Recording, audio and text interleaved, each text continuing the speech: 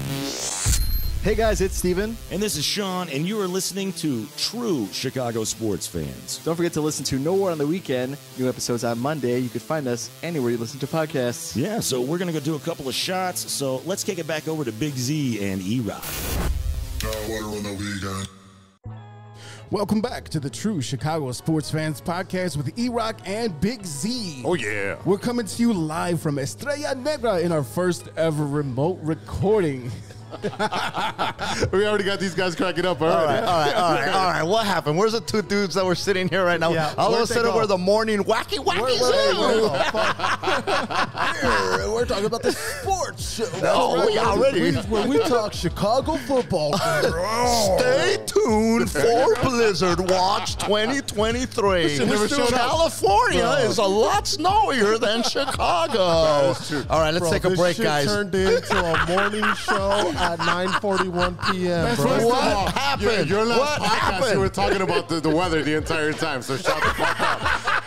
All right? Yeah, but in his normal voice, not the wacky zoo. Dude, you introed the names, and then my man was like, "Yeah." Here we are, live on our first remote. That's true. And this Sunday night at WrestleMania. Sunday. That's right. Friday, thank you. Friday. What happened to your real voice? No, we are on the podcast. That's right, This is baby. what I sound like. Hell yeah. Hey, man, I say I'm on the phone all day for work. So, I mean, you got that voice that you got to project to I make get sure it. they hear you. I get it, brother. We're just.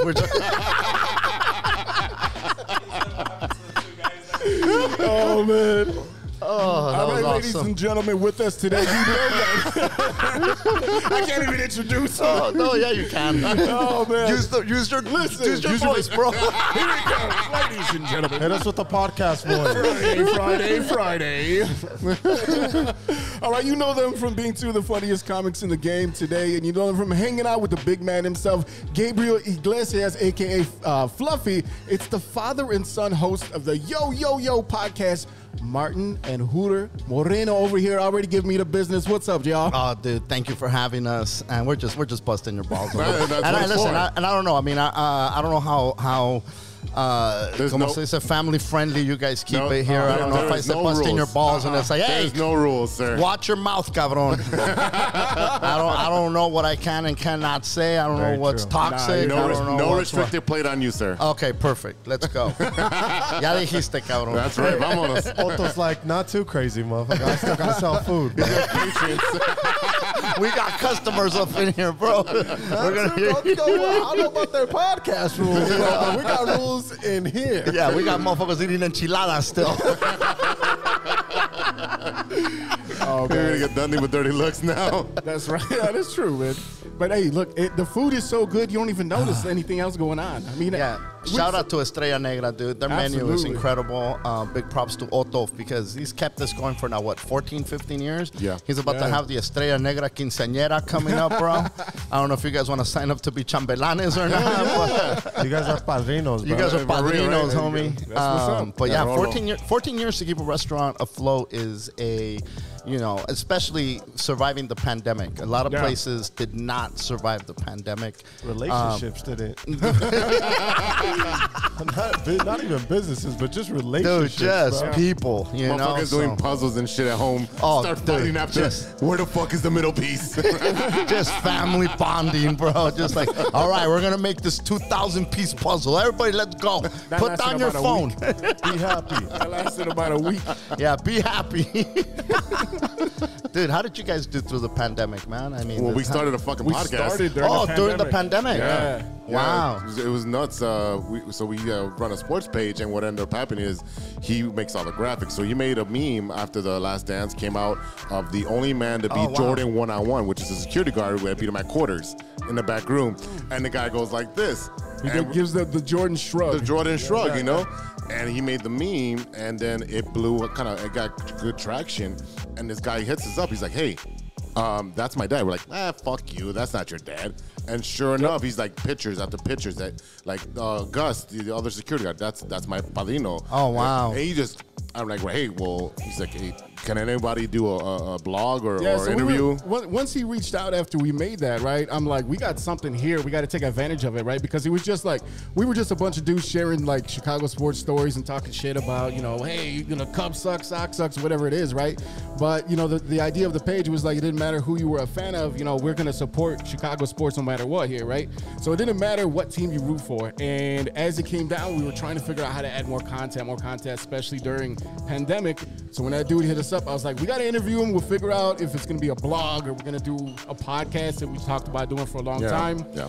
And he literally the first episode is his recorded phone call with this dude, the son of the, was it John Michael Wozniak? No way. Yeah. That is awesome, Yep. bro. Yeah. And So I had just- my iPad and my phone recording the audio. And that's all and then what I did. And then I had to learn how to do editing by myself. It Bro. sounds horrible. The Last Dance was, man, it came at such a perfect time, bro. It was sports for everybody during that time. Everyone stopped what they were doing. They're like, oh, Last Dance is on. We got to go watch it. Whatever, this episode's coming up. Even so, if you were a sports fan, that's what you had to fall back on, right? Because there was nothing else going on. But also, if you weren't a sports fan and you watched it, and because even if you're not a sports fan, there's some names that are bigger than the sport. Yes. Correct. And definitely Michael Jordan is one of those names, right? He transcends everything. Dude, there's people that wear his shoes that never watch the goddamn game, right? But they Still still going on, know what yeah. Jordans are, right? It's still Yeah. it's still a phenomenon. He transcends. He's bigger than Tiger Woods is another example, Correct. of that, right?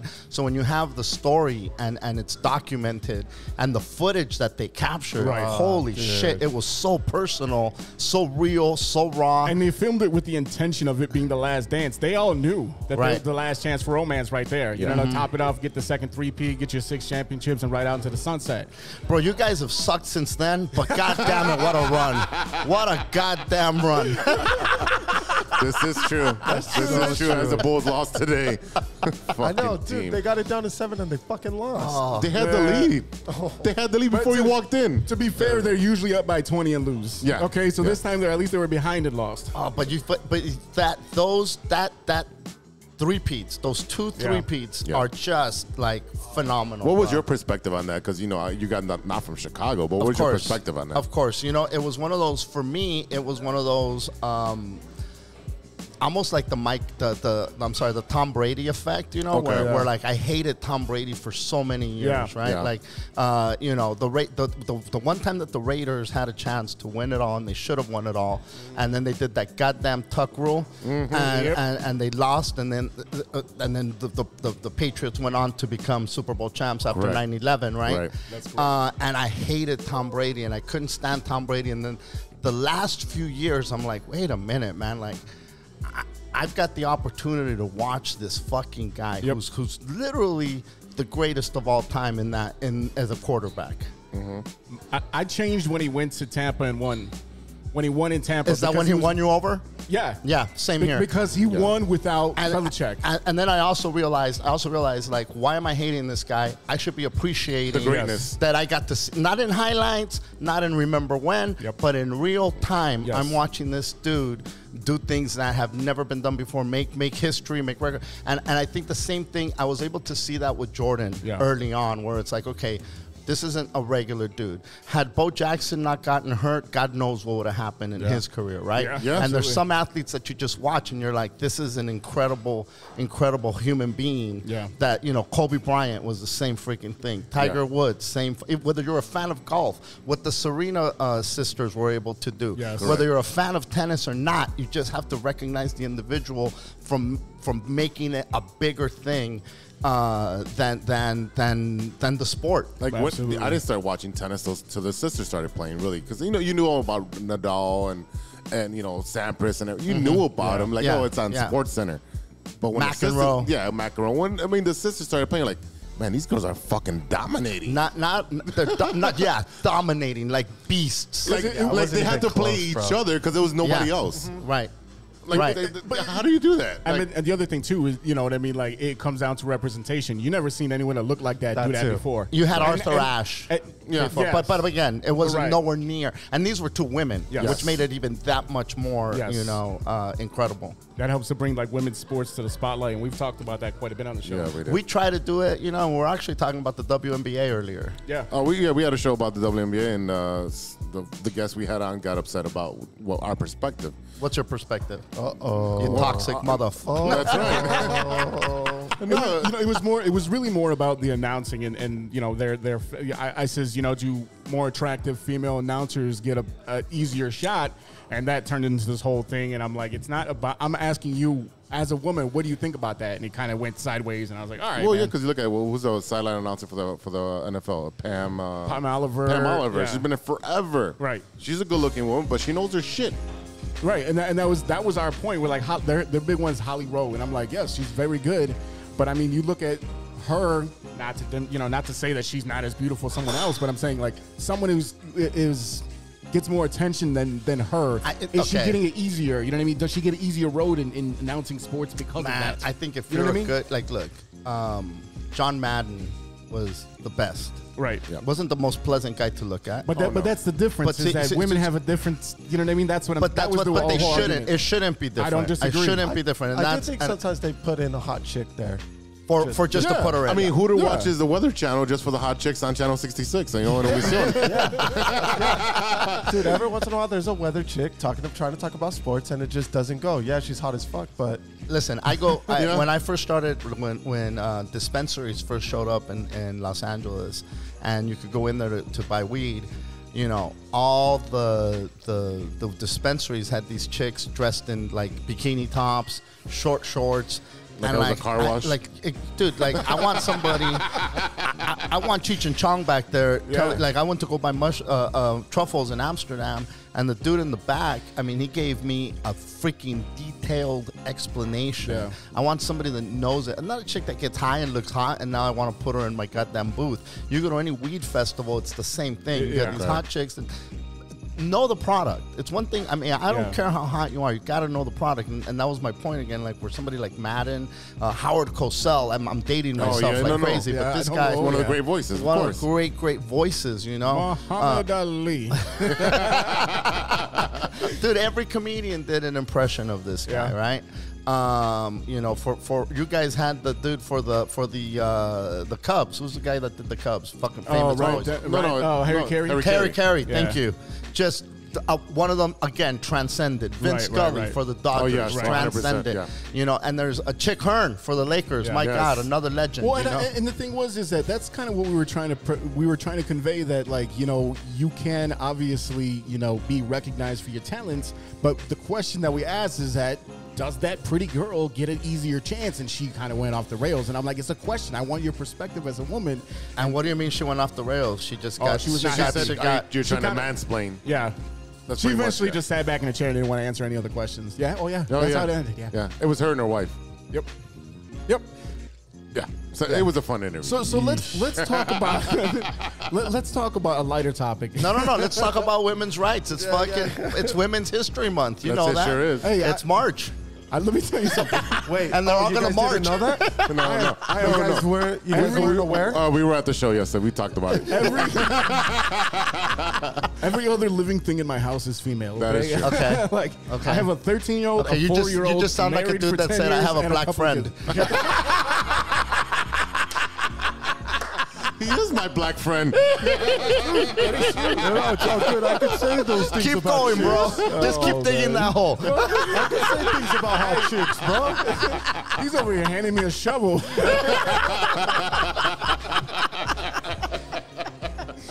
Go on. So go ahead, bro. Tell us how you have women in your life. That means you're not sexist. My mom was a woman. I love her. She cooked great. Kept the house clean.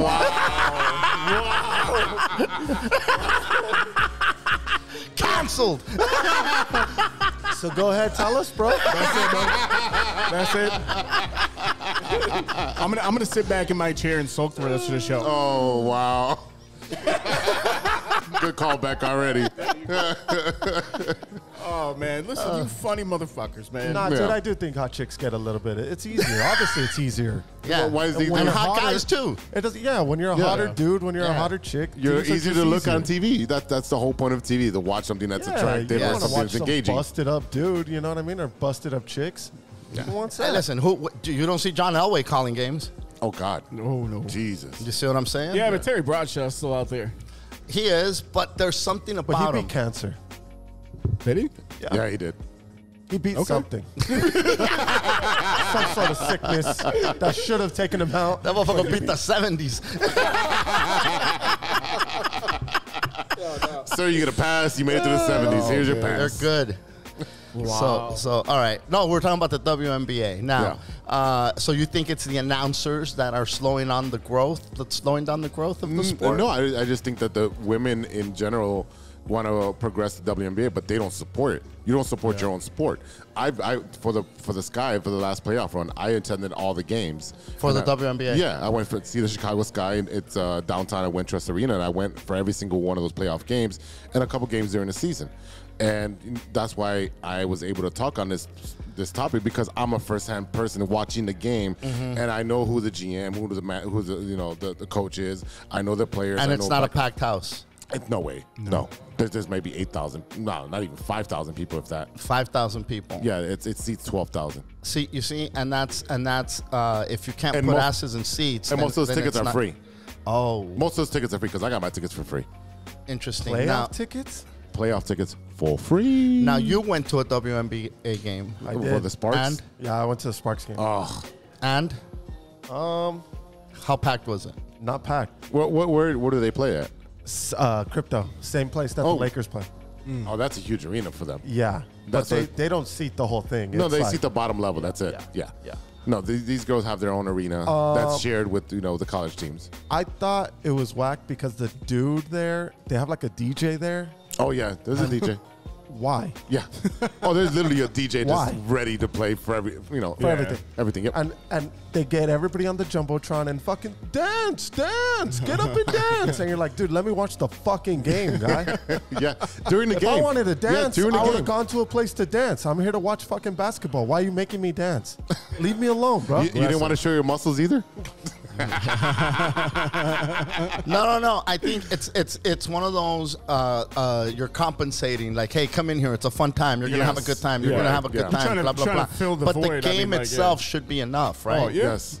But I mean, they do that in the NBA. Like, if you go to NBA games, like they got the lady like up on the unicycle, like 8 feet tall. To that like, throws- extreme, though? Yeah, hell yeah. Nah, that's what, like At halftime. But that's what I'm saying. But they're always throwing the T-shirts. No, but the these guys are playing the whole popcorn. time. This DJ. Yeah. No, they're playing during Oh, the they're game. playing during the game? Yeah. Oh, that's Yes, different, bro. That's different. Yeah, that's Yeah, that's no, aggressive. halftime shows a That's like halftime interrupting show. my shit. That's You're what interrupting my shit. Yeah, for sure.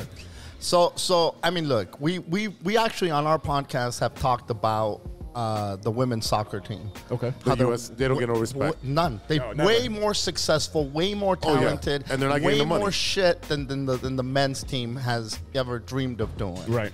And they don't get the props they deserve. They get shit on. Yeah. They, They get get shit shitty on. accommodations. Quite a. I mean, They don't like, get the equipment. Every time you heard about Hope Solo, it was always a bad thing. Yes. You know, and Yes. with Megan Rapone, it was Yes. a bad. And you got that they other were asshole afraid that of her bites being people. gay. You got the Right. biter guy from fucking was Honduras or where the hell's he from? The guy that bites I everybody. don't know, but Hope Solo was fucking people up. I mean, she was, but you never Yeah, said her like husband. It was never like soccer superstar Hope Solo. It was like, hey, it's that broad. It was like, Yeah. y'all Crazy are Hope Solo. Yeah, like what the hell? Like, Yeah. hope she's not crazy Oh, today. it's Crazy Hope Solo again. Yeah. Nah, she- bro, she Rihanna'd her fucking husband, dude. She fucked him up. I mean, yeah. The women's sports, especially the U.S. national team, has been killing year after. year after Year year, after year. and Yeah. they get no recognition. Like forever, not just like like 20 years. I mean, No. me and him, and Yeah, sliding I on the remember knees. me- yeah. Yeah, forever. Dude, that's such a long time to be winning and dominating and just nobody gives a fuck. It's horrible. It's horrible. Like, what else do we have to do? yeah. What, And- we got a mouse in your pocket? What else do we have to do? I stand with them, guys. I don't know about you guys. I'm an ally. I'm an ally. Where's your pink cat? I have a daughter. I have a fucking a wife. I have a mom, so I could talk about this. It's me. I set the precedent. That's It's why. us. Yeah, man. Yeah, no. Listen. I think I would love to, but again, if you're not generating income, you know, It's tough. It's a tough sell, It's bro. a tough It sell, doesn't bro. matter the business. It doesn't. It doesn't matter You at know, all. some of the people doing the most humanitarian shit to fix the planet are not getting paid for it. Most of that is from the heart, volunteer, and there's no compensation there. And it's not because people don't want to. It's because it doesn't generate income. And if if you're comping most of those seats, you got to turn on those lights. You got to pay employees. You got to pay those salaries. I'll say it goes down to the root level because I'm going to talk about my wife and daughters again, right? I'm going to go back to that because I'll tell you why. Is because I coach my daughter's softball team for like 8 years now, right? And the people that show up for those games are way less than like a terrible like 6U baseball team. Like granddaddy comes from like Iowa to come watch them.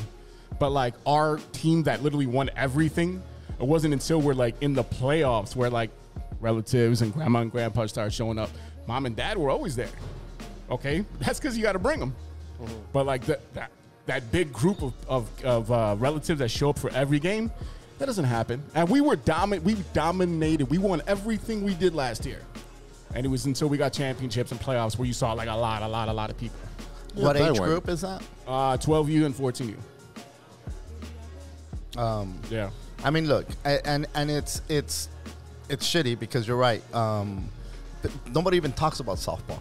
Yeah. Oh yeah. I yeah, love yeah, watching softball. Nobody gives a fuck about softball. Yeah. You know, baseball is right. It's big. And that's why is because there used to be a Major League Softball, which is there's not anymore. What they have now, they actually play over here in near O'Hare at Rosemont. Is they have this thing called Athletes Unlimited, and what it is basically fantasy softball. It's a pool of about 40 players, and like, okay, you girls are on the purple team this week, you're on the white team, you're on the yellow, you're on the blue, and they just play each other, and they get individual stats. And then the next week, they just switch them up and I'll throw them on different teams all over again, right? So it's just pick up games every week because you only have enough to roster 4 teams. You can't just play round robins constantly.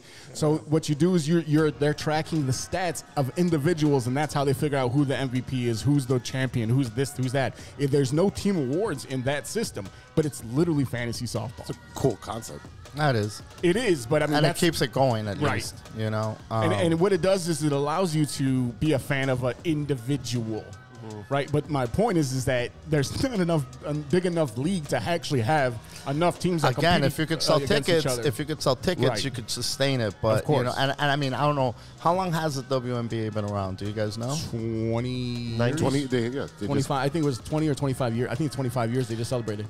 25 years. How long was the NBA around before that? Because they didn't get put on the map until Larry Bird and Magic Johnson kind of took it to another level. Yeah, because before that, that's well. You got to remember too. Is So like how- that's, but how that's long when did you're the coming league- around to cable TV? But how long did that league exist? A lot that's a shorter fair than other question. ones. Yeah. The 40s maybe. So that would be to the freaking late 70s, early 80s. Right, so Right. So you're looking at 40 years. Yeah, Right. so WNBA So 30 years. 1996. So the W96, that's not even that's not even 30 years It's old. still your infancy when you Yeah. consider it a sport. When you look at it, when you think about how long it took the NBA to blow up, because Right. before that, it's not NBA like they had monster salaries. It's not like, 1946. there you go. So and they didn't blow up until I would almost venture to say, and it's debatable, but I would say early 80s. It's when it Yeah. got put on the map. when you Yeah. had the Bad Boys and the Celtics. Well, and it's The also Celtics and Lakers. you had Magic versus Bird. They also weren't showing live games. You know what I mean? No, Like, not at all. You have to knew- watch it. You got to watch it like knew- at midnight or some shit. Right, and Yeah. you knew who Bill Russell was, and you knew who Will Chamberlain was, But that was wasn't- it. Right, And that's what it is. and so again, these All guys, those championships, and no you one knew who the know, hell they were. when these guys came out of college, and you had that Laker Celtic rivalry, and it became on it went. You know, and Jerry Buss had a lot to do with that shit. Yeah. You know, he had a vision to make it sexy, right? But when you think about it in that time frame, you know, the WNBA is another 10, 15 years away from blowing up. Right, of course. Yeah. If it goes in the same pace. It's subsidized by the NBA, though, by most of the teams. So that's where they get most of their money, which is, I think that's a good thing to do. I think it's a good thing to do. We're good guys. That's what we do. It's what we do. So you brought up Jerry Buss. Mm-hmm. What did you think about the not quite a documentary that on HBO? That Winning was Time? sick. I loved it. I loved it. I thought it was fantastic. So sick. Yeah.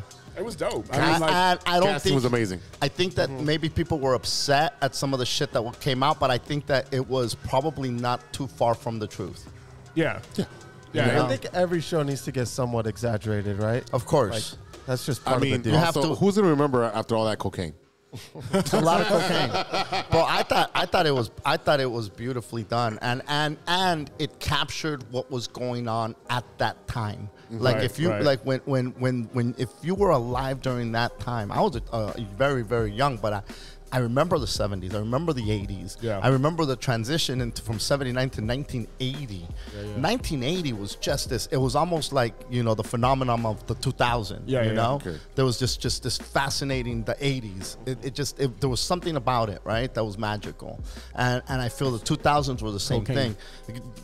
Yeah, cocaine and a lot of other things, right? And so when he saw that and he did that, that show captured a lot of that, como se dice, that vibe, that the essence of the 80s, right? Yes, man, it was fantastic. Well, and that was the thing is that, like you were saying, is that a lot of people were upset about this, that, or whatever. I says, listen, when I get a cup of coffee, I put sugar in it, right, to make it better, right? That's exactly what they did. Yeah, they just like, hey, this is the base story.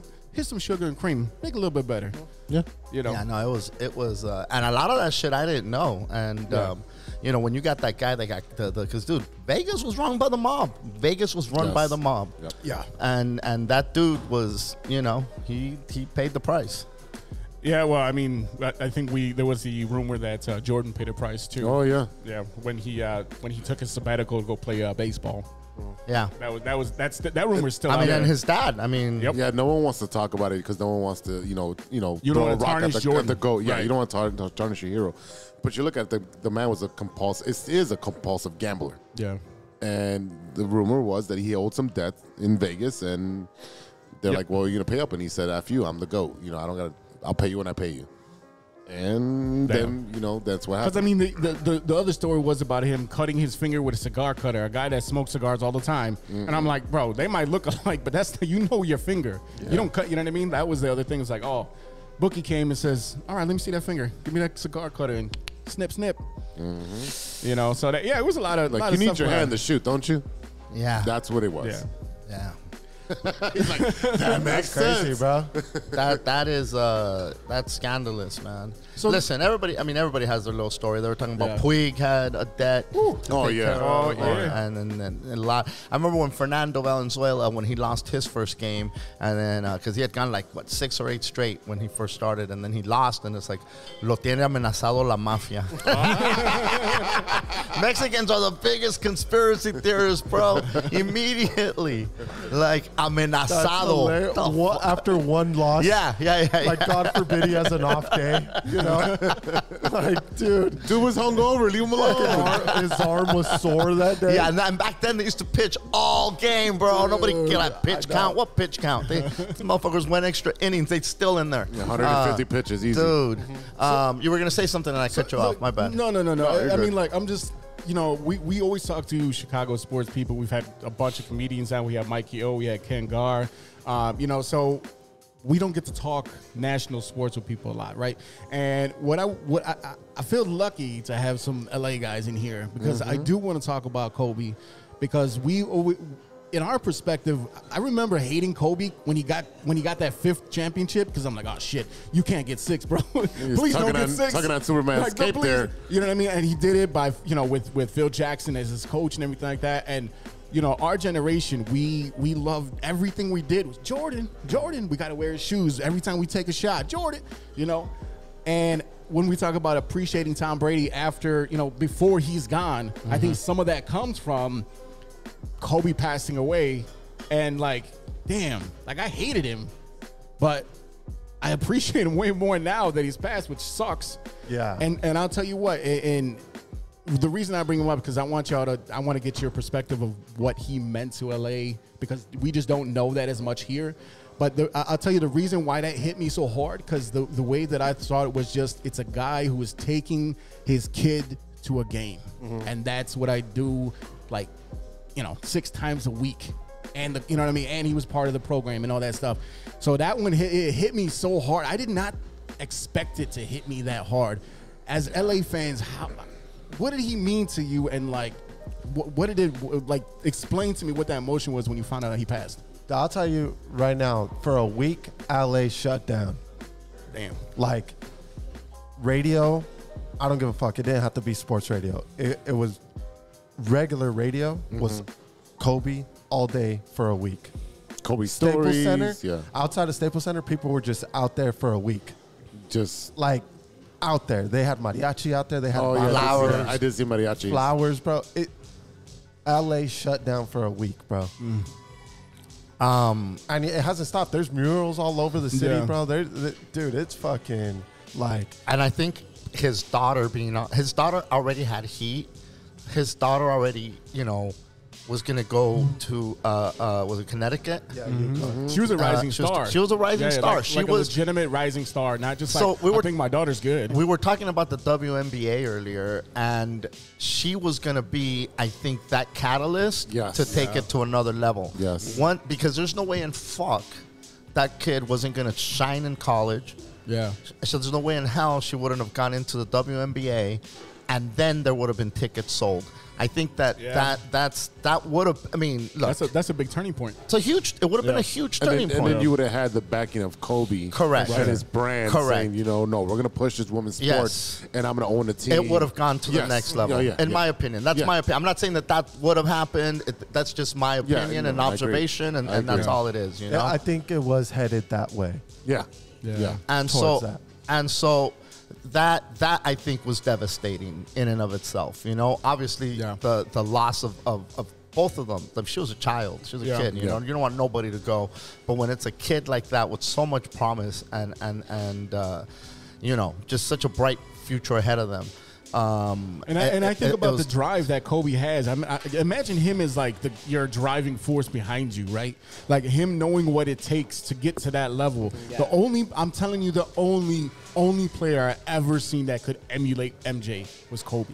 I don't care whoever tried, but he did it. He was the only one that had his moves, had his walk, understood what it was like to be a professional. Yeah. Spoke like a professional, walked and talked. They kept in touch. Oh yeah. Which was fucking fantastic. Yeah, that was amazing. And so that you have that factor in it, and also I think for me when I found out about it, it was one of those get the fuck out of here. Yeah. And then when you start seeing all the tributes,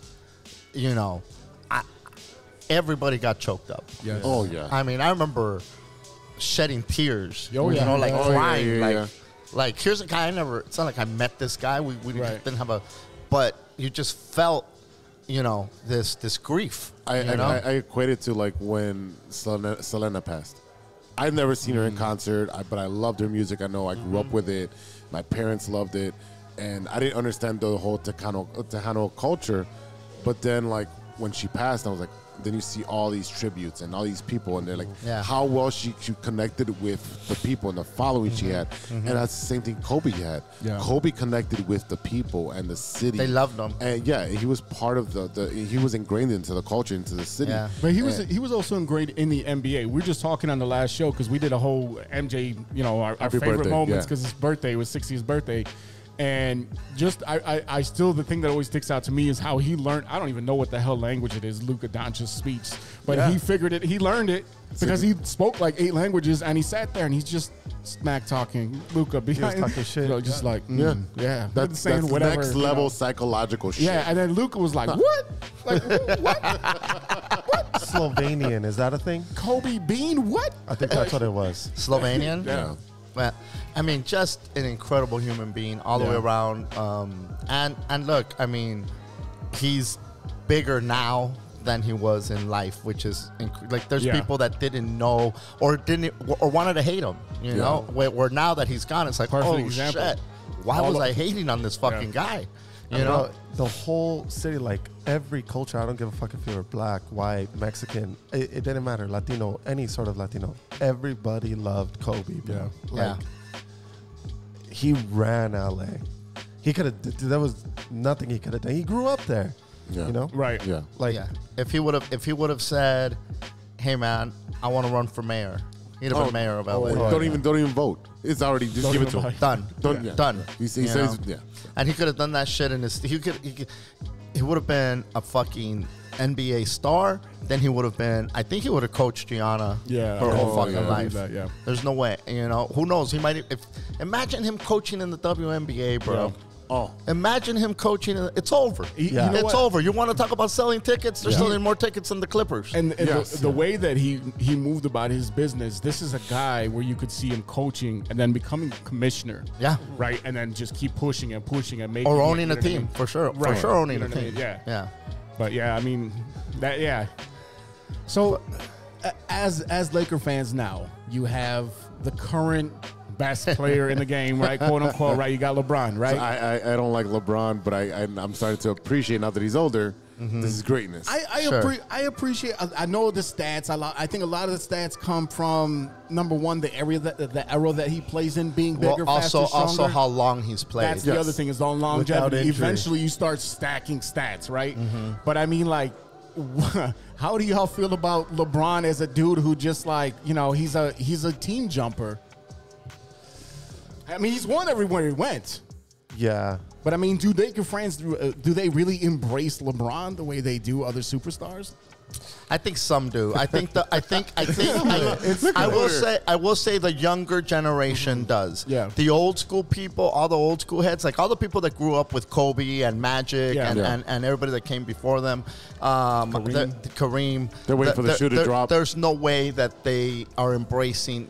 They'll cheer for it, but they're not going to embrace him. He's not really a Laker. No, they're not going to embrace There you him go. as There one of it them. is. But the young kids, that's LeBron. And then there's something magical about kids. Listen, kids love. There's some things that kids, they just come out of the fucking womb loving. Fucking Disneyland, McDonald's, and whoever the goddamn superstar. The kids know what a Happy Meal is before they can talk. Well, I don't know how. Kids are more fans of individual players now more than they are of teams. Sure. So a I big think that they difference. will. So the kids, Because I think. everybody's moving. Everybody jumps. Everybody Right. jumps. So, Yeah. but he was the first one to say, "Hey, I'm going there to win." Yeah. Yeah. I mean, and I think that didn't sit. Look, listen, when he did that the decision, Yeah. and they put so much hype onto it. I mean, it was just Well, this. but the thing is that It made you hate him more. you Yes. never right. Oh, you 100%. never saw a player of that caliber leave his team. And making an Ever. announcement that big. But I'm telling you, you After got to remember. after going to the finals, You got to remember the other thing I will say about that. You got to remember he came into the league as an 18-year-old. This is in 2003, 2008, 2009 is when this happened. So he's a young 20s. He's a child. He's young 20s, Yes. and ESPN's Yes. like, you're gonna switch, you're gonna do this. It was the whole 03 draft class that all got together, right? And they kept on. Well, we almost went to Chicago. Bullshit. If you would have came here. Jordan's shadow was still too big at that time. You were not like you couldn't be LeBron and come here and then fail. no. You know what I mean? Like that's a business decision. Especially he Dwayne made. Wade too, from Chicago. Right, exactly. He's like, Exactly. nah, I'm good. And the Raptor himself, straight from Toronto. Dude.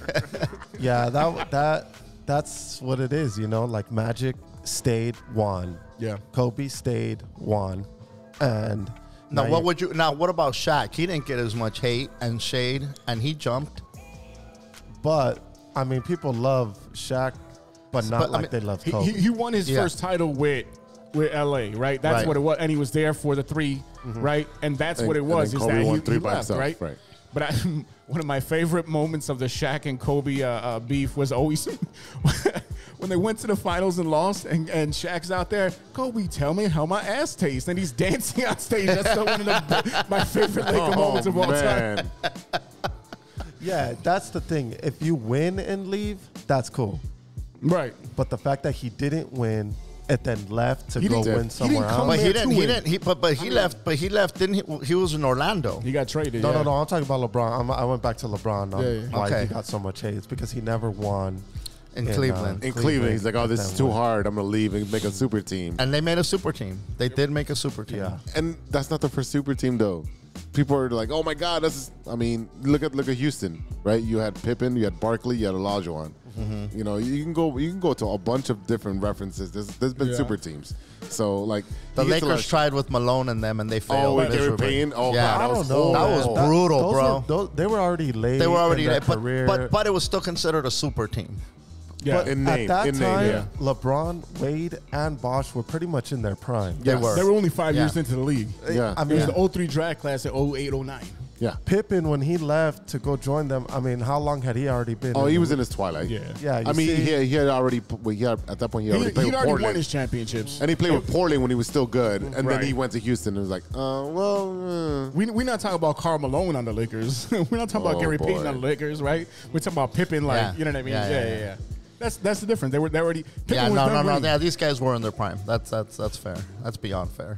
And hey, listen, they fucking killed it, and they were rock stars out there. Yeah, they were. Yeah, They were fucking rock stars. Yeah, out but you there. can't show out and be like, oh, we're gonna win fucking 5, 6, 7. Yeah, that was right. embarrassing. And then fireworks and balloons, and it's like, come on. Wrestle fucking mania, dude. Yeah.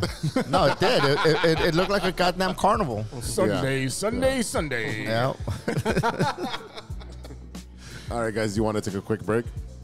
Sure. Whatever you want. Yeah, let's take a quick break, and we'll be back with Hooter and Martin after this commercial. Hey, true Chicago sports fans, show off your Chicago pride with some fresh clothes from Grit Clothing Company. At Grit Clothing, they create that simple yet classic style that represents that Chicago Southside lifestyle. From t-shirts to hoodies, hats to glassware, they've got you covered. Grit has everything you need to represent your Chicago pride, so do it right now. Check out gritclothingco.com and use the promo code TrueFan15. TrueFan15. For 15% off your entire order. Let me say it again. That's gritclothingco.com and use the promo code TrueFan15 for 15% off of your entire order. Hey, this is Mikey O, and you're listening to the True Chicago Sports Fan Podcast. Don't forget to visit Mikey O at Mikey O Show or www.MikeyOShow.com. Hey, he's gonna bring us back because I don't want to I'm not trying to get clowned again. Nah, bro, bring us back, bro. Come on, bro. You got the voice. Hey, we're back. No, I'm doing it. All right, bring us back then. Welcome back to the True Chicago Sports Fan Podcast. Ladies and gentlemen, here we are live and direct from Estrella Negra here in Chicago. Give out Friday. Give out the address to Stay in Nigga so they can find out where they come to eat, man. It is right there where you see the big-ass sugar skull outside Weston and Fullerton. 2346 West Fullerton. The address is right there, sir. You think I can read that shit? 2346 West Fullerton, Chicago, Illinois. Estrella Negra for all your. This is fusion. This is like a very artsy Mexican restaurant that sticks to the traditional cuisine, but inflects a very modern flavor to their pozole, their wings, their desserts, their drinks. It's an incredible experience. Bring your mom, bring your abuela, bring your kids. You'll have an amazing time here. The art is incredible. Oh, the art's amazing here. And so I can't talk enough good things about Estrella Negra. I know. Every time somebody comes to Chicago that I know, I'm like, dude, you got to hit Estrella Negra. Yeah. Every time. Absolutely. So I had a quick question. How did you guys get hooked up with Otto? Shit. Aha. Where were we? No, we met him years ago. I was doing a show out here with Gabriel, with Fluffy. Yeah. And Otto showed up to the show, and in the meet and greet, he, to Gabe's manager or his personal assistant or to somebody, he handed him a card and he said, hey, I have a restaurant, and we do these chocolate chip tamales and wings and all kinds of, like, it was like this fascinating review, and then Gabe said, hey, call him up. And said it's his restaurant. So it's food. So he was closed, and he literally opened up the restaurant for us and the whole crew. That's what's up. And I mean, it was late. 3 nights in a row, and we stayed out here late, and he treated us really, really good. And then after that, we just stayed connected. Shit, I've vacationed with Otto. I've traveled with Otto. We've done, and then for a while, we started doing shows here at Estrella Negra. One night, I was driving cross country. We were driving my girlfriend's car from Rhode Island to Los Angeles, and we stopped. I said, "Hey man, let's stop at Estrella Negra and get some food." And so I called him up. We stopped by. We ate, and then I was looking for an Airbnb. And he goes, "Bro," he goes, "I got a blow up mattress." He goes, "You can stay at my pad. I got a whole room over there, and we're just gonna be here for the night." So we stayed there, and then when we were here, we went down to the basement. I was here for that show. And the basement show. Yeah, bro. I remember. So there was this basement, and I was going through this whole at that time I had been doing shows with this guy named Victor Valena, and he would do music, and then I would just get on these rants, and it was like I'd get high, and I'd just go on these crazy rants, and I looked downstairs, and I said, "Bro, let's do an underground show here one day," and holy shit, we did, and it was, I thought it was a freaking hot mess. No, it was good. It was good. It was good. You called one of my guys. He's Victor. He's another kid that went to high school with us a couple years younger, and he's dating one of the girls that we graduated with. And he was in the back. He had a big beard, and he's kind of bald. He was in the back, and he started yelling something. He's like, "Hey, shut the fuck up, Game of Thrones over there!" And I was like, "Oh shit!" Fucking roasted his ass. I'm like, "Damn!" Oh my god! But keep coming in hot. It was, and I guess it was just like this like almost like this poetic license, free thinking. Like it wasn't a comedy set per se. There was comedy in it, but there was just a lot of like thoughts. I think it was a lot of like you spewing your views, and your opinions. Yes. And I think you kind of prefaced it with the like, "Hey, I'm just gonna fucking go off the cuff here, and just say what I mean." Put your phones in your fucking pocket. Don't record this shit because I don't want to be quoted on shit.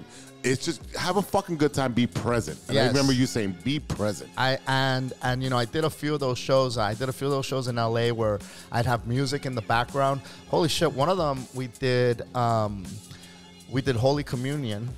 And it was me, Hooter, and G. Riley on stage, and the music was like church music. And I remember we had the wine was Blood of Christ because it was the house wine at this bar. Okay. And then we had edibles with medicated like a glaze, a miracle drizzle we called it. And so we'd put miracle drizzle on the edible, and then we had people coming. And then we had blunt ashes because it was Ash Wednesday. So we had blunt ashes where Hooter was putting YoYoYo on people's foreheads. Wow. And people were lined up to the door. It was fantastic. It was incredible. And we're like doing, like how like preachers do altar calls? Yeah, we're like, all right. He goes, everybody here tonight, if you're sitting here and you're thinking, oh my God, my nana's going to judge me for this. This is blasphemy. Your nana don't care. Let it go. And then Hooter's like, let it go. Listen, if you're sitting here worried about your rent and your child support and how you don't got a job, let that shit go. You're not going to fix it tonight. Come up here and take communion. And dude, people were coming, and the music is playing, and I'm handing out the edibles and the wine, and Hooter's doing the ashes. And I remember there's G. Riley at one point, and it's recorded, and you could hear it clear as day. He gives somebody the edible and he says, "Dip it in the wine, it tastes better." No. I'm sorry. He said, "Dip it in the blood, it tastes better." Oh my God. It was. Bro, if we would have had a pool there, we could have done baptism. Easily. We could have baptized people. So we did that here, and then we did a Vegas show that was very similar to that. So it was Vegas, Chicago, and LA where we did a little bit of that. In Vegas, we rented out this warehouse that was 420 friendly, and you could bring your own booze. So people showed up with handles, bro. Oh, they had handles of alcohol. People. And then at the end, we did communion, and we had Fireball and Pan Dulce. Hey, at least the Pan Dulce is a suck off the liquor. Oh, my God. It was just some random shit, bro. But it was fun. And look, and then after that we did more shows here, and then eventually we started doing up on the top, not underneath, and then we had the show last night that you guys were at, and last night, look, man, that show was you know, as a comic, you would call it combat comedy because it was literally like when I first started, and I said it on stage. Like when I first started, I used to do these bar shows where people would get loaded and didn't really give a shit, you know. Yeah. It was like the Mexican Apollo, this bar over in Montebello, called Tortillas, then Wild Coyote. But like everybody that's anybody, Gabriel performed there, Felipe Esparza, Willie Barcena, Joey Diaz, Cat Williams. I mean, just Paul Rodriguez was there at one point. Went through that spot, you know, but again, the people would be loaded. And you would be up there just, you know, if you could make those people laugh, you can make anybody laugh. And last night when I went on, the people, Chicago, you motherfuckers drink. and last night there was no shortage of that. So half the audience was really tuned in, but then there was another half that were way loaded, but you know what? Yeah, but you have to go with it, and you can't get upset at it. You know, it's when you give somebody that much alcohol, you got to expect that they're gonna pipe up. You know, and then they start becoming or thinking they're a part of the show. And you can't. What are you gonna do? Shut them up? At that point, you have to roll with it, and that a lot of comics don't like that. It's not conducive to doing a set because it throws off your timing. Big time. Right, there is no timing. And Hooter was up there, and the dude was just yapping, and Hooter rolled with it as much as he could, and you could see the expressions on his face. He's like, fuck this fucking dude. This motherfucker. He's like, what the fuck was I talking about? Oh, yeah. And then he goes back into his set, and it's like, it throws your timing off, especially as a comedian. Your timing is everything. And it almost becomes, then you end up doing a lot of crowd work. Yeah. And then you inject your jokes in there, but you can't sell them as a bit because at that point they're not having it. They've already engaged you. You're just reciprocating what you're getting.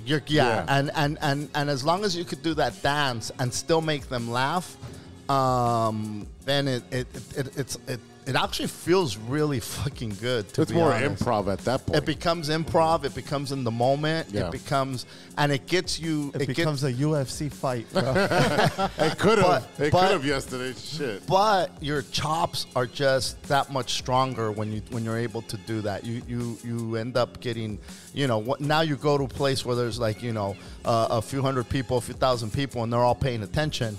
It makes it that much fucking easier. Yeah. Well, you know, not that long ago, I mean, this is back in October, where Gabriel Iglesias, she was a young lady comedian up on stage, and she got a beer thrown at her on stage, and she read. Y'all didn't hear about this?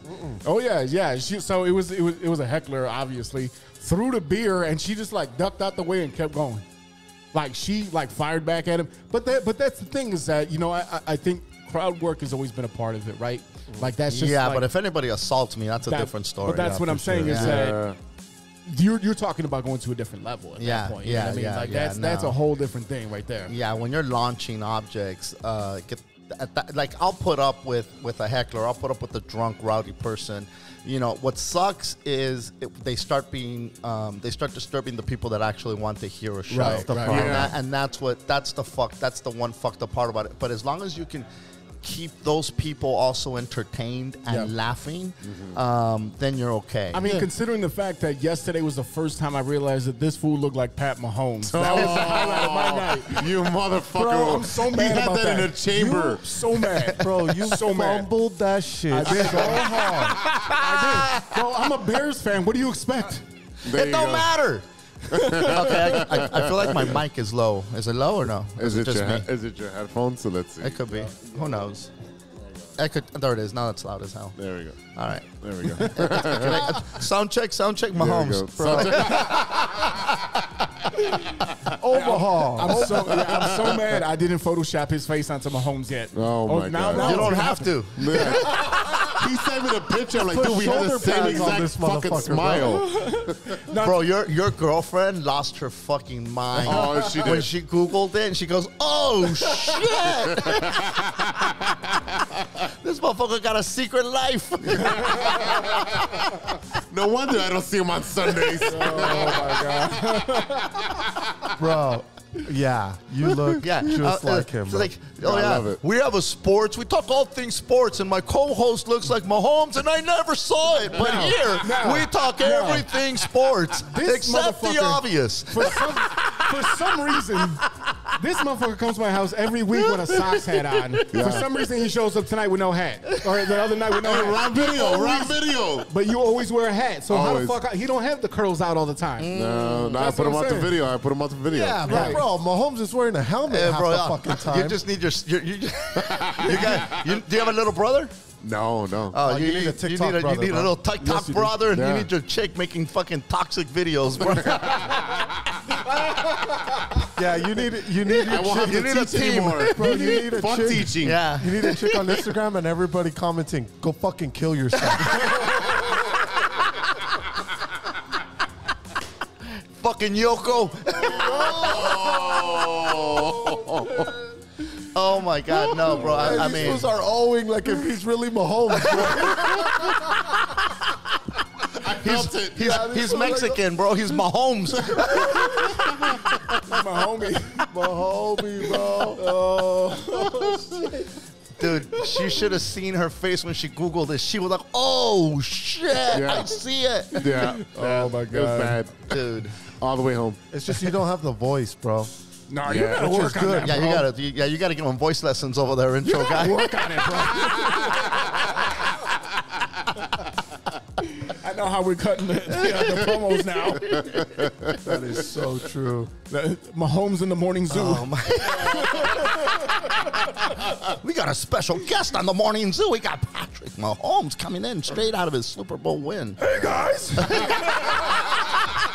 Look, that's Kermit the Frog. Sounds the same. They're Same the person. exact same thing. Yeah.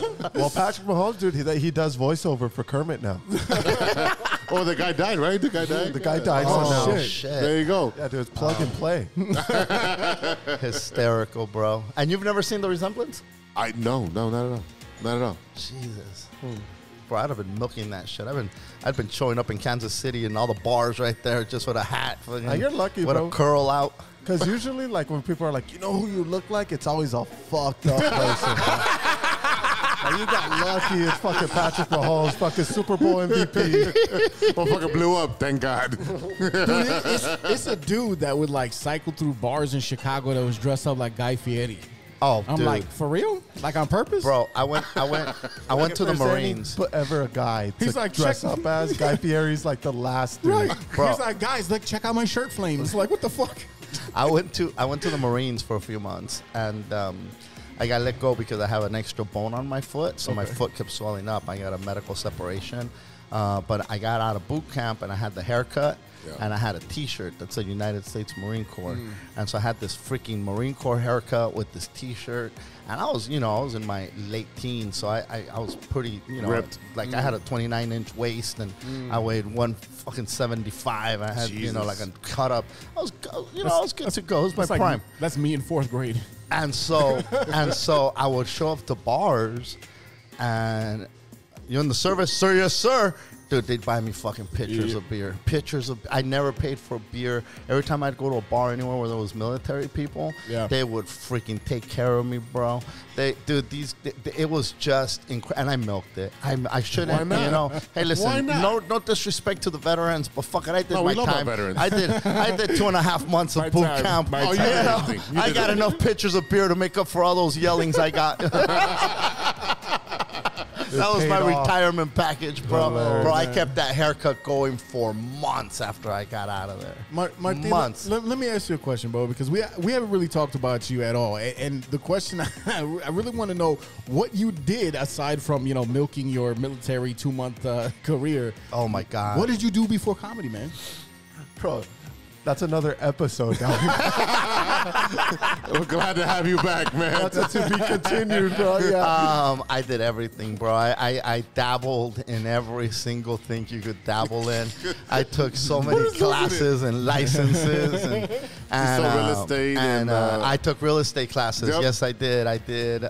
So Shockley I was in or- healthcare. My last job, I worked at UCLA Medical Center in a cath lab where they did electrophysiology studies and put in pacemakers and defibrillators and things like that. Gotcha. That was my last full-time job. But before that, I had to work in ERs. I'd work in urgent cares. I'd work ambulance.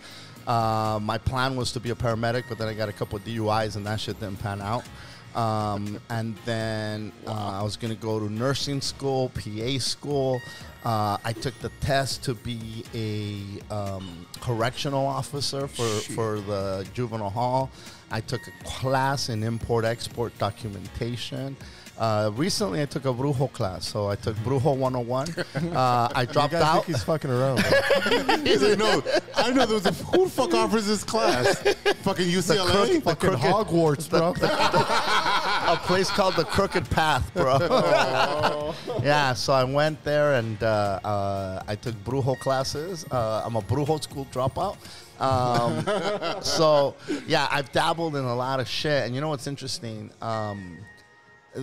Things sometimes don't pan out. And no matter how much you try to butt your head, you keep going and you keep trying to push and you keep trying to push. And for some reason, it doesn't work out. Yeah. And you're not happy and you're just kind of searching. And, you know, I didn't start comedy until I was 31 years old. And what was interesting, that as soon as I did, doors just started opening up. I started meeting people. I started getting opportunities. I had a television credit 2 years into my comedy, starting comedy, which is unheard of. And again, I got, I don't want to say lucky, but I was very fortunate the way that things, when I started comedy, there was a list of the top 100 Latino comedians in the country, because that's how few there was that you could put them in a top, in a 100 list. And that 100 list included guys that they were not famous by any stretch of the imagination. You just had to put them on the list to come. You knew every brown comic from LA to New York and anything in between. You knew who the brown comics were. That's how little there was. Now there's 100 brown comics that are starting today, which is great. It's great. And that all happened because, you know, there was a show called Que Locos on television. And that was the first time that there was representation for Latino comedians. And it inspired a whole generation of comedians. And I was fortunate enough to come in before it became the animal that it is now, you know? So yeah, I did a little bit of a lot of everything. That's Jack of all trades, master of none. Yeah, exactly. Yeah. You know what? The funny thing is, it really comes down to the community that you're in, right? Because we work with Mikey O, who does a lot of shows over here. He brings in a lot. Like we have Anthony Fuentes, who's been on the show. He's a big New York fan, and he sounds like, you know. And he was like, I'm walking here, right? Like if you could just close your eyes and think Yankees fan or New York fan, because he's not actually a Yankees fan. He's a Mets fan, but. If you close your eyes and think of a Yankees fan, this is the dude, like that voice pops up in your head, right? Sure. And the funny thing is that despite the fact that I grew up in Humboldt Park, which is all Puerto Rican over here, I'm not Hispanic whatsoever, but I got like merged into the community by osmosis. Right. Because I grew up with all Puerto Ricans. I was born in Humboldt Park with all the Puerto Ricans. I'm Jamaican and Irish. You're Jamaican and Irish. I am Jamaican and Irish. And the funny look at that face. Nah, bro, look at over here. Like, what the fuck? You're not Puerto Rican? But here's the funny thing, right? So, like, Mikey O has helped us out quite a bit. I mean, he linked us up with the CPD Knights, who is the Chicago Police Department baseball team. We announced their game, comedians versus cops, softball charity game, right? All this shit. He's always brought us in. And every time he talks about it, he's like, it's the only Latino sports podcast in Chicago. And I was like, yes, sir, it is. I'm not stupid. Well, you know, I actually took a class called Stand-Up Comedy Workshop, and when I showed up, they had this PA with a microphone, and I showed up late because I had just got done with, this fool had flag football practice with playing for the Vikings over in Carson, and I dropped them off, and then I went to the class, and they said, oh, everybody already introduced themselves. Introduce yourself. Do you have any experience with comedy? And why are you taking this class? And so I went up there and I said, my whole life people called me Martin. My whole life. And that moment when they said, but I went by Martin as well, you know, especially after I took Chicano studies, forget it. It was over. Fucking Martin. You know, I'm fucking, soy Mexicano. No roll soy the R, motherfucker. Roll the R. I'm not Hispanic. Those are the people from habla hispana, blah, blah, blah, yada, yada. I'm not Latino. Right. I am Mexican American. I am Chicano. Dude, I was very passionate, right? And so that when I got, and that's where I was at when I showed up to this place. And they said, "What's your name?" I said, "My name is Martin Moreno. I don't have any experience, but comedy is what I was born to do, and I'm gonna, be very successful at it." And everybody looked at me like, "What the fuck is this guy?" Big motherfucker. Yeah, but yeah, that was in 1999. That was fall of '99. What were we doing in fall of '99? Fall 99. We had just started our senior year of high school. No, we graduated in the summer of that year. Oh, some of us did. I graduated on time. Some of you guys didn't. Some of you guys didn't. But yeah, we graduated in May of '99. That's right. But yeah, there's a lot of our friends that did. It's hard to remember. Well, I mean, one of them right here, of course, from it's. I'll tell you what, like we went to Lane Tech right down the street here, right? And it's a big school, it's right? The it's third a technical largest school at the campus time, in the right? state. Now it's like college prep. Like there's no that we had the shops, auto shop and the CAD shop and like we had drafting. That was my paper major. and I was a pencils. shop major. Oh, give me a fucking tool and I'll fucking do it. Yeah. We have so many people that came out of that school are like super creative. Right? Like right now, one of the members of our graduating class is the principal of our high school, a young black woman, as the principal of the high school that we went to on the north side of Chicago. You know what I mean? Like there's so many people that come out of Lane, especially throughout Chicago, that are just super creative, and that just, it's that culture, and we all raise each other up. We got to show with those like, hey, it's the community that's what brings you up. Yeah. It's crazy because I've been to Chicago quite a bit of times, and I hear people say a lot of what you just said and how much love there is for the community. Now, not to be a downer here, but when you look at Chicago and you think of Chicago, when I hear anything about Chicago on the news, it's never fucking good. It's the crime. It's the crime. Chirac, bro. It's Chirac, homie. Yeah. And so, and nothing comes out about how united, how incredible the community, how interwoven it is. The only thing that gets attention is the negative, which is unfortunate. It's similar to LA in the 90s, right? You heard about the Watts riots and the fucking burnings and the fucking shootings. And yeah, you got the Rodney King thing. Like, well, LA people are like, not so much people, Chicago. Chicago is a big city, but there's a lot of people like in the Midwest and a lot of places in America that hear of Los Angeles and they think it's this crazy jungle, this place where you just got to watch your, and you do got to be careful, obviously, but I feel you have to be careful anywhere. Yeah, that's every city. There's nothing, anybody just walking around lollygagging is what are you doing? But see, here's the thing too, is that when you talk about the negative stories you hear coming out of Chicago, number one, the story in the line has always been, if it bleeds, it leads. Every news broadcast around the nation, the first thing you hear is about the bad thing that happened today. Yeah. Whether it's here, whether it's across the street, whether it's across the world. So that's never changed. Sure. Number two, now you're competing with more people than ever for listens, for right? clicks. For listens, for attention, views, right? Video games. Look, hey, everyone in the world got a podcast, right? Yeah. That's what it is now. You know what I mean? It never used to be that way. We thought we were being clever. Right? Walter, they get a load of us. Yeah. Two Irish, Jamaican Latinos. My co-host is Mahomes. Boy, are we going to blow the fuck up. I practiced my radio voice for that. Shit. Call Manscaped. As a matter of fact, you call Manscaped now because they better get in on it now. Otherwise, we're to the moon, bro. Hey, bro, it ain't getting bigger. You better shave it. Hooter, I'm sorry. Do you shave your balls? Oh, I have to. You have to? Yeah, bro. Okay. Because, I mean, if I don't... Manscape? Do you Manscape? All the time, bro. I fade that shit. Oh, you Are you fades it? He's in the mirror, like in the angle. Hey, you sure you're not Puerto Rican? Hey, he lines it up. Down there? He gets it lined up. I got an arrow. I got an arrow, otherwise you won't find it. This one's got the Mahomes curls down there. 100%. Put the headband down there, bro. Hey, mija, get ready. I'm going to go long. Buckle that chin strap. Hilarious. All right. Hooter, how did you get it? Bro, I got.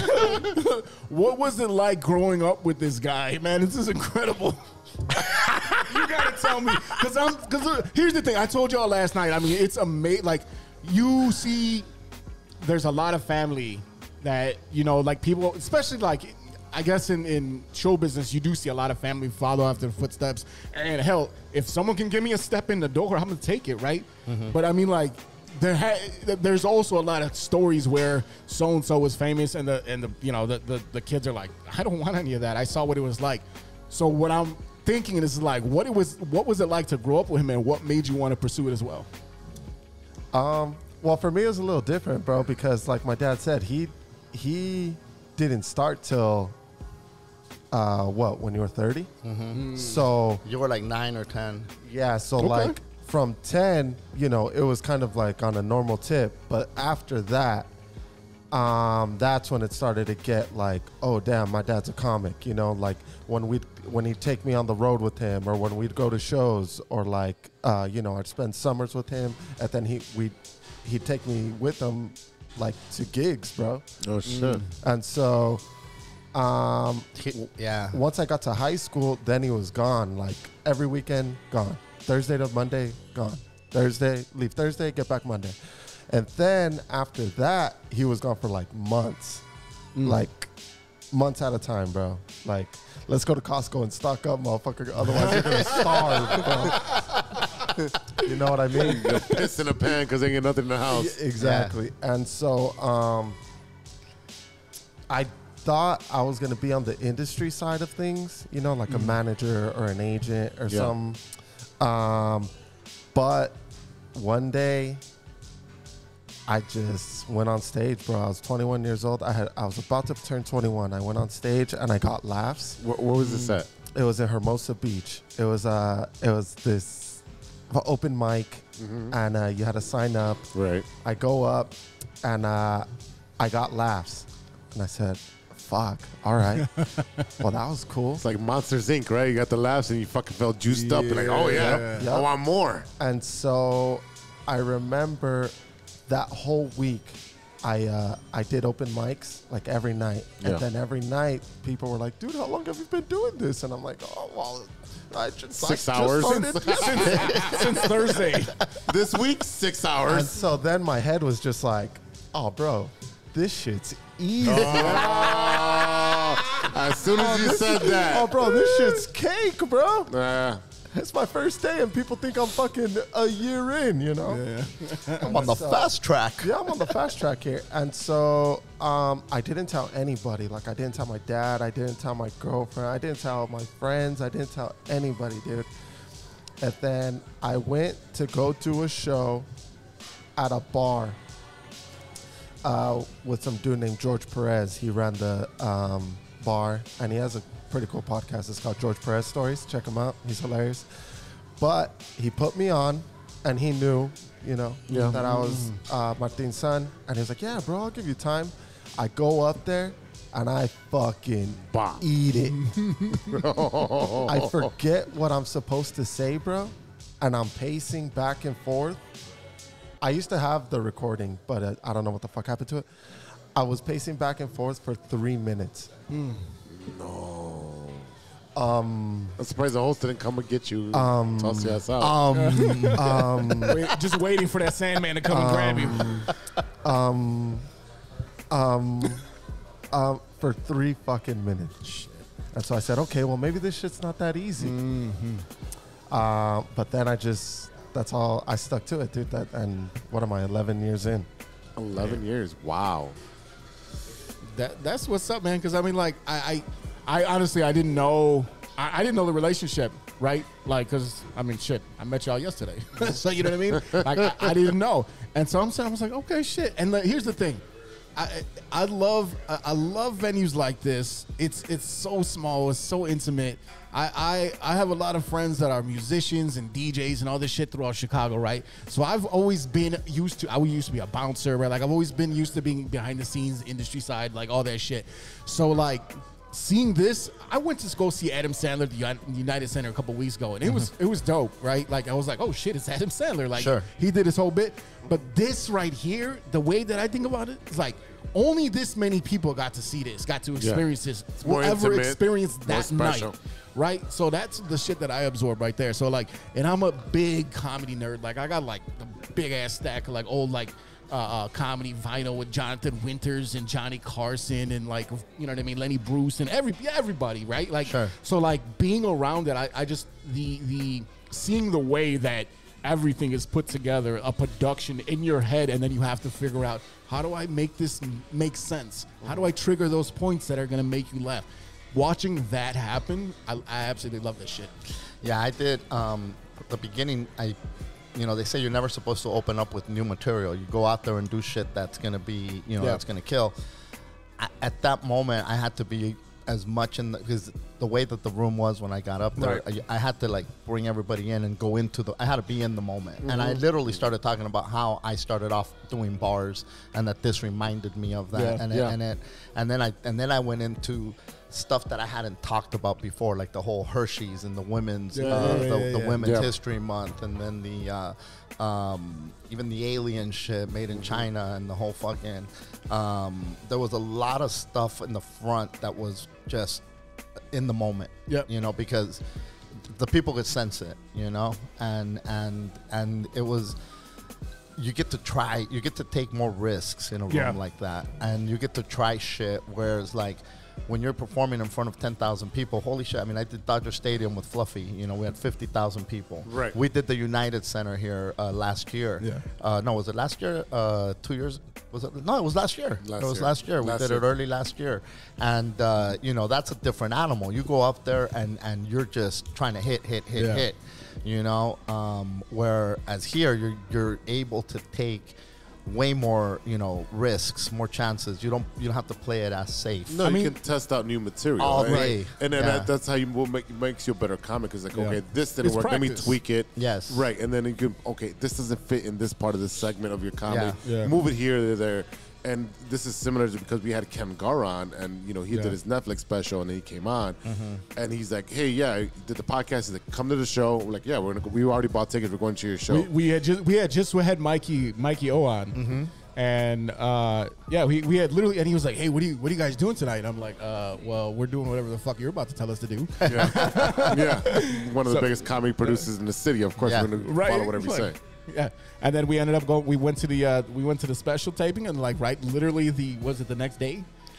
No. We went to the special. We saw Corneliuson. Oh, Jim Corneliuson. He's the dude that does the national anthem for the Blackhawks. When like big like. And we met a bunch of we met Anthony Fuentes. We met a bunch of people there. But when we had Ken Gar on, he's like, "All right, cool." He's like, "Hey, just let you know, I'm gonna try some new shit tonight."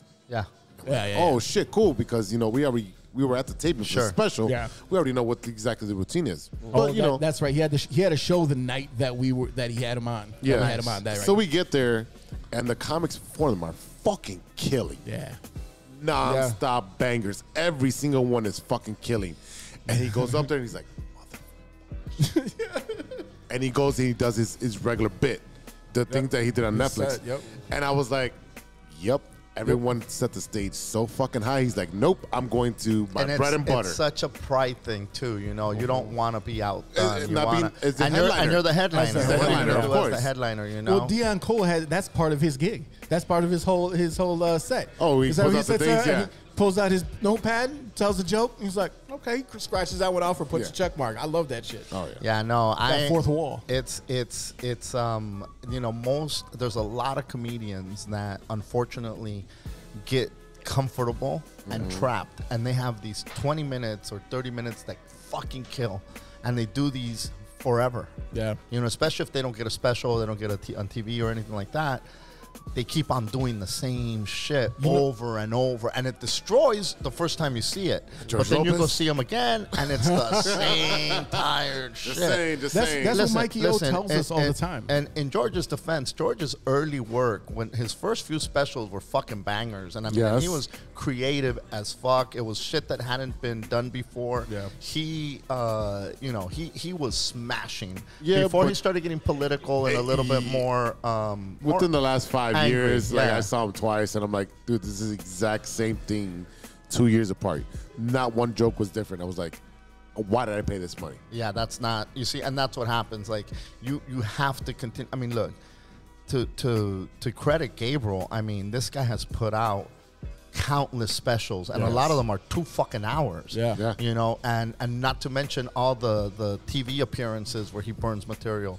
He just dropped, after a pandemic, he drops 2 hours at Dodger Stadium. Right now, he's banging out easily another 2 hours. That's killing. And material for everybody. I mean, and material for everybody. You know, there's dudes that I know that are doing the same 20 minutes they were doing fucking 20 years ago. Yeah. I'm wondering why nothing happened. Well, you that's know? what, like Mikey O, that's one of the big things that he said on when he came on our show was that, you know, you get these comedians like the guys we talked about, like Ken Gar and all these, you know, all these different comedians. La Roca. Gwen La Roca right there. She's like She was blowing on up right now. HBO, yeah. But she, you know, he gets the people that he gave that first foot in the door, and they come back to him and says, Mikey, I know you had a spot for me, but I'm sorry I can't do it. I got to go on tour with this guy. And then he's like, never apologize to me for getting a new gig. If you're still here 5 years from now, you're not doing it right. Yeah. Yeah. You You know? should be growing. Right. Of course. Yeah. No, he's no, like, I he's always have a absolutely spot right. for you, but you shouldn't be here anymore. That's cool. This is preschool. Go, you know what I mean? Yeah, Or like, go- this is go be great. Right. Yeah. You Yeah, know, no. I'm giving you your chance. And I mean, shit, that's what he's hooked us up. Yeah. So I had this burning question since we agreed to the podcast, and I always wanted to ask, what is the Mount Rushmore? Oh my Your God. Mount Rushmore of comics. Give me 4.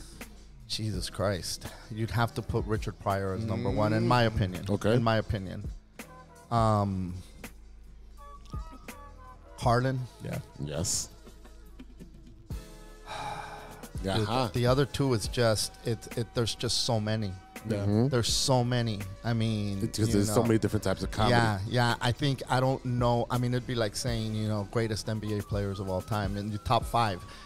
Those top 5 could be interchanged. So when you're talking about four great, I mean, listen, there's people like Sam Kinison, who I thought was a goddamn brilliant comedian. Yes. He only had one special that destroyed, in my opinion, but that special was fucking incredible. Yeah. You know, the way that he tied in his preaching and his knowledge of the Bible and made it fucking, I mean, half the shit that he said would get him canceled today. Oh, yeah. half. But for the time, my God, it was genius. Yeah. Genius shit, you know.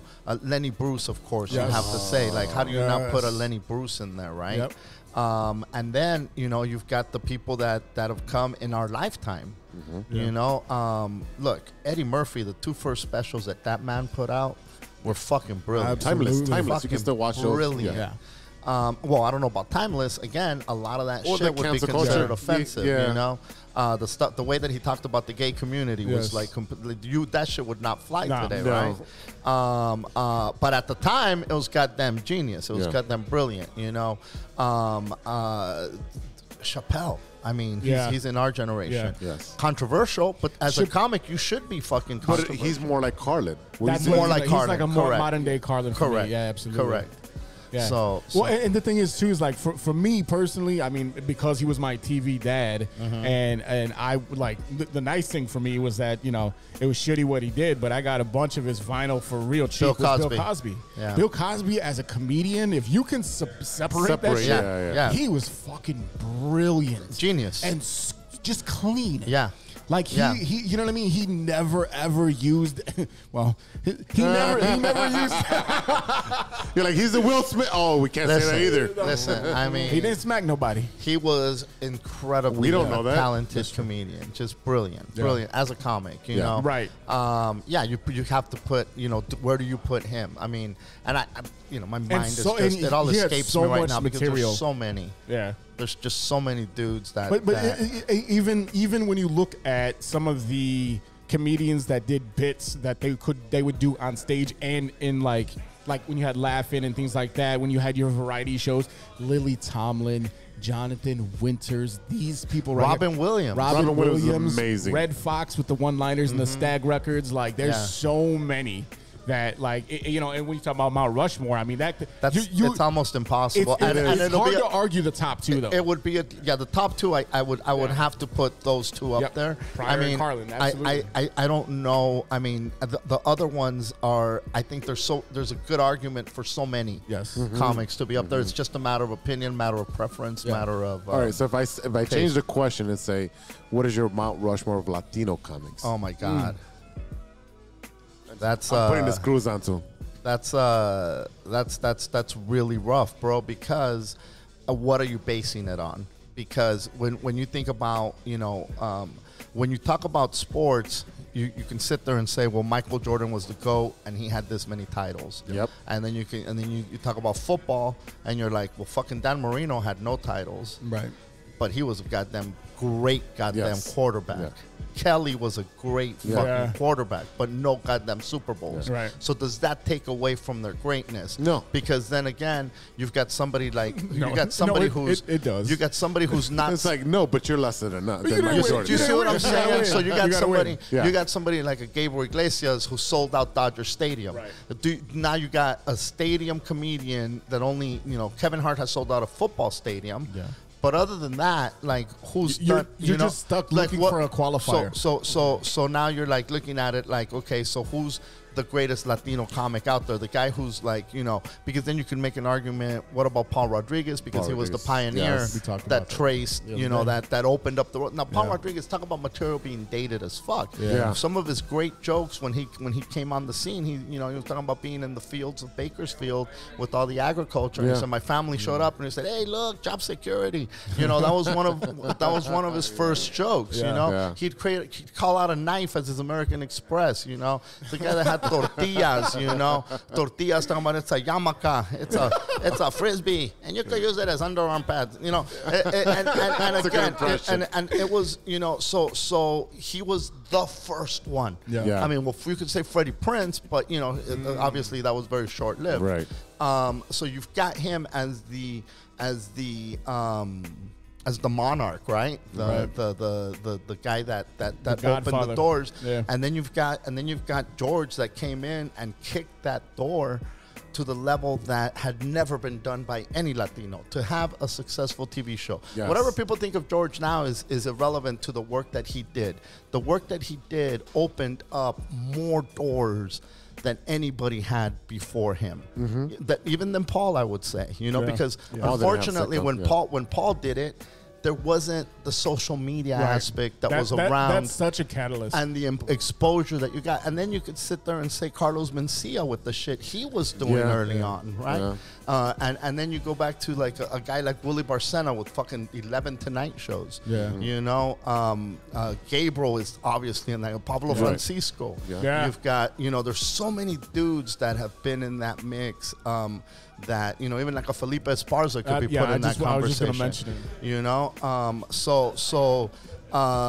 it. It becomes this again matter of taste and whatnot. Right. But there's a lot of dudes that you have to give their props to for what they did at the time. What's happening now is you still have to historically say, God damn, I was at Dodger Stadium not too long ago, and a lot of kids today don't have no idea who Fernando Valenzuela was. I'm glad they were doing the whole celebration from this year. But again, when you realize, when you sit there and think, my God, like there's people that don't know who the Scorpions is, or who Van Halen is, or who Metallica is, or shit like that, because they didn't grow up with that, right. And it's irrelevant to them. And to them, the greatest comedian they'll say is Kevin Hart, because they never knew a Richard Pryor, they never knew an Eddie Murphy, and they didn't know enough enough to go look them up either. Right, you know, right. why would they? You know, these are people from back in the day. Right. So it's so open to interpretation, I guess. And I know you're looking for a specific answer. It's just not that easy of a question. No, I know that's not an easy question, but you know, usually you'll that's why he get asked top it. 2. That's why he asked the question. No. But I mean, I you know, but I hope I answered it as best. No, you beautiful. did. No, you did. And like you said, you got your Carlin and your Pryor. That's top 2. And then everyone else is fighting for those last 2 spots. And that's a matter of opinion. agreed. And then But also see, a matter know, of a time, too, right? ba- 70s, sure. 80s, 90s. Correct. Based on the short time that I've known you, that is a very Martin answer. That fits you to a T. Because and the reason I say that is because the way you talk about having respect for yourself, respect for others, understanding that it's not, you know, it is very hard to qualify without numbers, right? Like sports, it is hard to qualify what's the best, what's quote unquote the best. But that doesn't mean you can't have a favorite. Of course. And I think for me, my favorite comedian of all time is Richard Pryor. Yeah. I've listened to almost every single thing that guy put out. There's people that only know him from Live on the Sunset Strip and don't know the greatness that was Richard Pryor because they've never heard anything else that he did. But the collection of specials that this man had was just the amount of material that he had and the amount of social issues that he tackled in his set and did it in such a an funny way. intelligent, funny way. Yeah. And he was one of the first comics to cross over into mainstream medium, doing Superman, doing the movies. all the movies, Yeah, right? yeah, He crossed over, not only being a vulgar comic, because he was vulgar at some points, for sure. but then doing kids movies and doing Superman. What was it? The Toy. The The Toy, The Toy. That's one of my favorite movies. Brewster's Millions. Yeah. The funny thing about Richard Pryor is a lot of people don't know that when he first started out, he was emulating Bill Cosby. He 100%. Yeah, you know what I mean? He stood up on... It's the same thing with Bob Marley. When he first came out as he was a doo-wop singer with the tight, the tight fade and the tie and all that shit. Richard Pryor, and you see him up there looking young and shit, and you're like, bro, that's before he found drugs. That's what I figured. He's like, get in line. There was nobody really doing, he was the first person to put his pain out there. Yeah. And that was what was revolutionary. The other thing he did was he did long form. He did long form. Red Fox was, but he was jokes. He was like Polo Polo in Mexico. Right. It was just the one-liners. It was like, hey, take my wife. That shit right there. That's what he take did. my wife. He was funny as fuck. But it was that stag record. Like you get fucked up with your buddies and listen to the Red Fox. Right. You don't get fucked up with your buddies and sit there and listen to long form Richard Pryor. Richard. You watch it on TV. You watch, and when I had his CD collection. And some of those fucking bits were they just have you bent over laughing. The way, and Gabriel is a master of doing this as well. When he'll tell a story, he'll bring those characters in the story to life. He's not talking in his voice. No. He's talking as those characters. Yeah. There's a bit by Pryor called Craps or After Hours. Okay.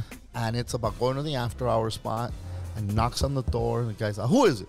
So then as soon as it starts, there's two. It's the guy coming in and the guy at the door. Yeah. He walks in. He's got cops. He's got people talking to people who haven't said shit, but you can hear what they say, because they're answering, And he has I want to say, I counted it before, no less than 12 different characters in this story, and he paints this picture, and he does it so beautifully that you feel like you're at this after hours. You remember the characters. Yeah, like dude, you said, it's incredible. It's a different type of comedy, and he's giving you a visual without even doing anything else, but like, hey, this is this guy's voice, this is this guy's voice, and the voices are funny as it is, and then you have the interaction between the voices, and it's like, dude, it feels like I'm fucking right there. So I'll tell you what, I actually got my ass beat over Richard Pryor. My mom had a cassette tape. Oh boy. Right? It was Richard Live on the Sunset Strip. Which is the one that most people have heard. Right. And it was the cassette, and I'm listening to that shit. No, it wasn't. It was Wanted Richard Pryor. There was Wanted the white is one. good. Wanted is good. When I found that on vinyl, I almost shit in my hand and ate it because I was so excited. Yeah, like, yeah. And so that one is probably one of my favorite ones. The bits that are in there, I still, because I listened to the heart attack bit is in there. The heart attack. My God. He's like, I said, don't breathe, no motherfucker. Okay, I won't breathe. That one, and then the other one that I always love off of that is where he had the monkeys, the pet monkeys, and they went up into the tree, and they were like, he was like, how can that occasion that monkey fuck me? He was like, yeah, he would bring everything to life. Man. Another one it's just brilliant the way that he did that. And again, when it's his heart talking to him during the heart attack, are you out of your mind, bro? Yep. That shit was like, brilliant. Look at that, he's having a heart attack. You're thinking about dying now, huh? Yeah. You weren't thinking about that when you were in that pork, doing that cocaine, motherfucker. Oh man! When the dog's next door, yes, that was my favorite. He was like, "Hey, Rich, what's the matter?" I'm like, "Oh man, my monkey said die." He goes, "Damn, I was gonna eat them too." Dude, he's got this thing where he's got the Italians fucking doing that. Oh, come here, say that thing. It's just he was just one of the greatest to ever do the fucking thing. I would say that he's my favorite. That's what's up. You know, man. Look, I can't thank you enough for coming on the show. I'm so glad that we were able to make this work. Having y'all over here, Martin in the house, Hooter. I mean, it's so. Look, this is the first time from last night being y'all, and to have it here, to have it at Estrella Negra with Otto, with everything we're able to be able to do here, I can't thank y'all enough. Are you closing that up? Otto, come over here and say what's up, cabron. Yeah, there we go. Yeah. Let's get Otto in here for a minute. He's falling asleep already. I know, he's tired. Otto's tired. He had a rough night. What's up? We just want to say thank you for hosting us, not just the podcast, but the show last night, and then Sunday. We're doing 2 this time, and just thank you, fucker. An honor to have you guys, man. It's been a blast since day one. Well, we've been here since day one eating. Right. Yeah. Look at our fucking stomachs. You guys went to high school together, Otto? Yeah, we all went to high school together. It's crazy. I still remember. I remember when we packed it in here for the check, please. That was one of my favorite things, just watching you. And I remember watching your eyes light up. It was the local like show that showcases restaurants in Chicago on Channel 11. Oh my God, that was Talking to the mic, cabrón. It was the show to be on, and we were there. Hey man, he cooks food now. He does a podcast. Well, yeah, it was the best. The time of my life. In my kitchen. That was perfect. That was perfect. That was a perfect way to close it. That was great. That was beautiful, Otto. All right, Martin and Hooter, tell us about your podcast before we get out of here so we can get our listeners to listen to your podcast. It's the YoYoYo Podcast with Martin and Hooter. We talk a lot of craziness, dude. We talk about, what's going on in our lives. It's a weird thing because, we're father-son. Yeah. And so we kind of use it to catch up, it's almost like a phone call, but we recorded and put it out there. Yeah, we recorded and put it out there. So, like I said, our relationship isn't, like normal father-son relationships, I'd say. Yeah, like we'll tag team somebody. But then talk about it on the podcast. So if something like that's going to fucking offend you or it's too much for you, you probably won't like our podcast, bro. That's the YoYoYo Podcast. Everywhere you can stream them. There's a shit ton of episodes out there. It's a long library. It's years of craziness. That's great. I also have another podcast called Brujo 101. Oh, is that another where one? I talk all things spiritual. My co-host is a santera. She is a witch. She's, she flies. She's legitimate. She has a broom and everything. Oh, shit. No, I'm kidding. I ain't never seen no That's Jamaican called a do callback, sir. That's called a callback. No, but she's my, I call her, I used to call her my bruja, but I said that scares people when I say my bruja, so now I say my spiritual advisor. There we go. She's my spiritual madrina. So Brujo 101 and the YoYoYo Podcast. But thank you guys, and keep on doing your thing, man. You guys are awesome. No, we appreciate you so much. you guys for being on the show. Like, we really didn't even get to our questions. We literally we did. We got a couple in there. No, we did the shooting shit. We got what we wanted. I think I'll tell you what. Like the best interviews are when it's a conversation. right? That's what it is, and I think that this was just great, man. I appreciate y'all so much for being on the show. Thank you, guys. Thank you, guys. All right, don't forget to check out Martin and Hooter on their show YoYoYo Podcast. Check them out. We'll be right back with Stirring the Pot after a word from our sponsors. Hey, true Chicago sports fans, show off your Chicago pride with some fresh clothes from Grit Clothing Company. At Grit Clothing, they create that simple yet classic style that represents that Chicago Southside lifestyle. From t-shirts to hoodies, hats to glassware, they've got you covered.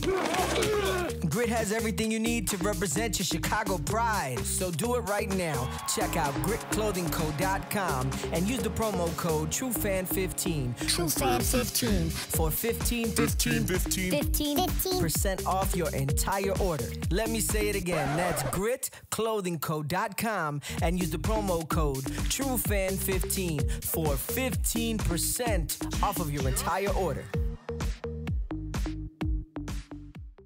What up? It's Martin Moreno, and you are listening to True Chicago Sports Fans Podcast.